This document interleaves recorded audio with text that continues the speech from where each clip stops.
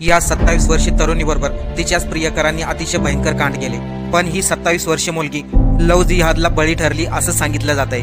नेमकं काय घडलं हे पाहण्या अगोदर चॅनलवरती नवीन असाल तर सबस्क्राईब आणि फॉलो नक्की करा।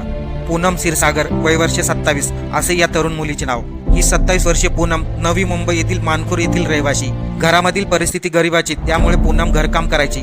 पूनमचे 28 वर्षीय निजामुद्दीन अली या तरुणावरती प्रेम होते। निजामुद्दीन हा मुंबईमध्ये टॅक्सी ड्रायव्हरचं काम करायचा, त्यामुळे पूनम जेव्हा पण कामाला जायची त्यावेळेस निजामुद्दीन तिला घरी सोडायला जायचा। परंतु 18 तारखेला पूनम घरी आलीच नाही, त्यामुळे आईवडिलांनी पोलिसांमध्ये तक्रार दाखल केली।